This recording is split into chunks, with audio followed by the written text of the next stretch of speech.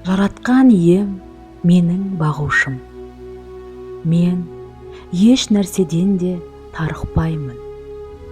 Ол мені жасыл жайлауға жаяды, тұнық суға жетелеп апарады. Ием жаныма күш дарытады, есімі қасиетті деп аталады. Содан артамын оған сенімімді. Ол мені тура жолмен жетелейді. Қап-қараңғы шатқалда жүрсем де мен қорықпаймын ешбір қауіп қатерден.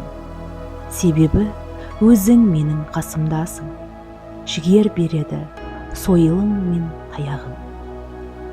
Сен маған дастархан жаясың, көз алдында дұшпандарымның. Мені құрметпен қарсы аласың, тостағыңды толтыра құясың. Жақсылық пен мейірімділік үлесім болады өмірлік. Жаратқан иенің үйінде мен қала беремін мәңгілік.